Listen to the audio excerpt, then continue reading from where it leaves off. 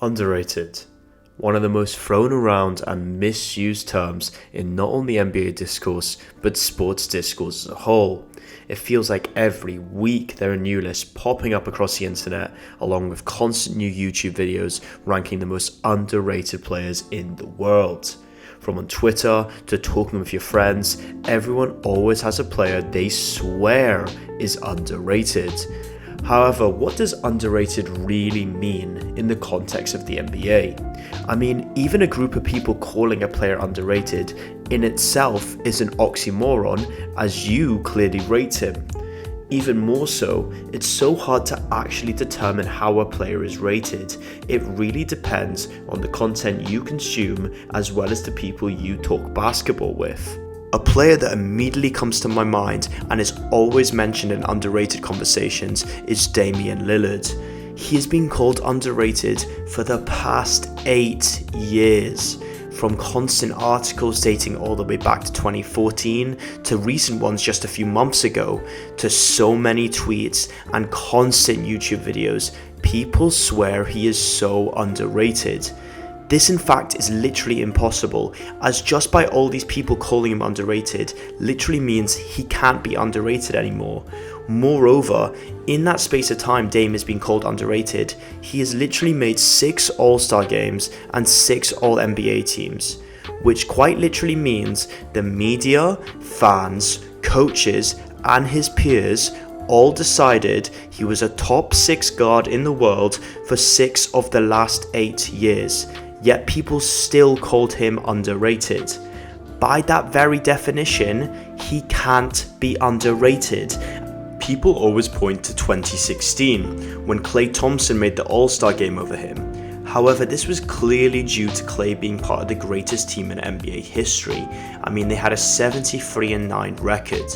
Most people still had Dame as a top 8, top 9, at most a top 10 guard in the league. Yet people still say he was snubbed and people were claiming he was so underrated. I just think this isn't the case. Thinking Dame is a few spots higher on your own personal ranking doesn't mean he's underrated in the grand scheme of things. Say he's being ranked as the 5th or 6th best point guard in the league and you believe him to be 2nd or 3rd, that doesn't mean he's underrated in my opinion. He is still being ranked in the same elite tier where he should be. Actual underrated players aren't even given the correct recognition for the tier they are in. They aren't even being ranked correctly. Similar to Dame, Fred VanVleet also really suffers from this.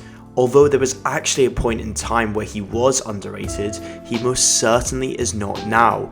Yet when I look on the internet for the most underrated players in the league, I've even seen him topping articles as the most underrated player in the world.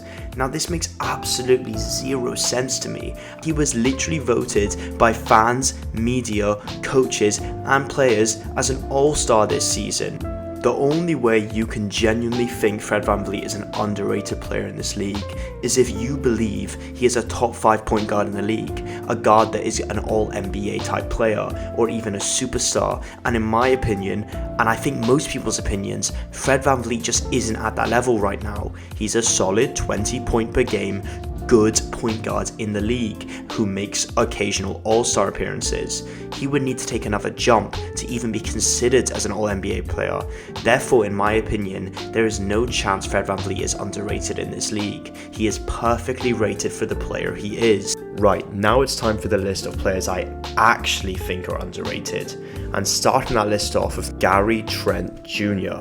Gary Trent Jr. had a really underrated season last year, and he doesn't get enough hype and respect he deserves. He averaged 18, 3 and 2 and shot 38% from 3.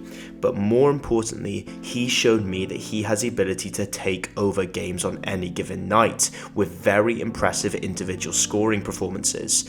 Scoring above 20 in 17 games, above 30 in 8 games, and having 2 incredibly impressive nights, dropping 42 against the Rockets as well as 42 against the Suns. On the other side of the ball, Gary is already an elite reader of passing lanes and has an innate ability to get a lot of steals, averaging 1.7 steals per game last season. He is also consistently improving as a defender, and as a 6'5" guard with a good frame at 23, he has a huge upside as a defender. I wouldn't be surprised if he ended up blossoming into an all-star if he continues to improve at this rate. When you combine his ability to score the ball as well as his good defense, it baffles me that he doesn't get the respect he deserves as one of the best 3-and-D players in the league. Even his teammate OG gets more recognition than this. To put into perspective how good he really was last year, there were only 2 players that weren't part of all NBA teams to score more 40-point games than him last season: Kyrie Irving and Anthony Edwards. That really shows Gary Trent Jr.'s ability as a scorer. He also had the most games last year with 5 or more steals, with 6 games. Moving on to the next player on my list, coming off a good rookie season out there in Memphis, I'm going to be talking about Zaire Williams. Zaire wasn't even named to an all-rookie team last year, and although his numbers of 8 points per game doesn't exactly stand out to the eye, he was incredibly impactful on a basketball court. As someone who watched every single Grizzly game last year, his ability to defend and hit threes at a decent level was very surprising and very impressive to me, especially as a rookie. He's very athletic and was a great running partner with Ja in the fast break, as well as being a great lob threat. His production didn't falter at all in the playoffs, which as a rookie is very impressive. Moreover, he played all 10 games in the playoffs at just 20 years of age. Although it's really hard to determine how good Zaire actually can be, especially after his rookie season, I truly believe he has the ability to become a player that has an impact on the court, such as Mikal Bridges or an Andrew Wiggins, and will be a great addition to this young Grizzlies team for years to come.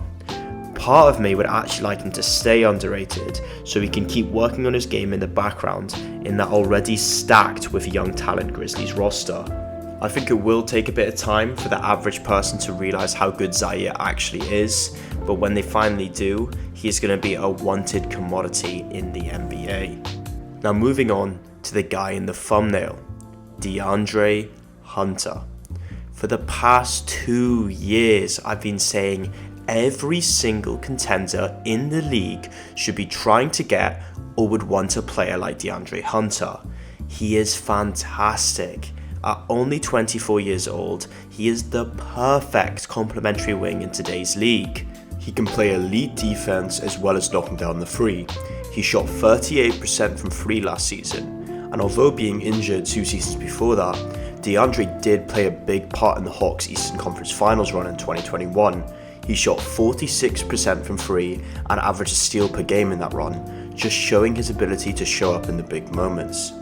Personally, I believe that Onyeka Okongwu and him are both very underrated, and in the future if the Hawks start to move towards starting both of them, their defense will improve dramatically, especially with the addition of DeJounte Murray this offseason, as well as becoming a more competitive young team in general.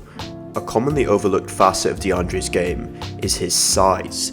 At 6'8" with a 7'2" long wingspan, he is incredibly versatile on the defensive end. He can legitimately guard 1 through 4 and can even hang with many centers in the league.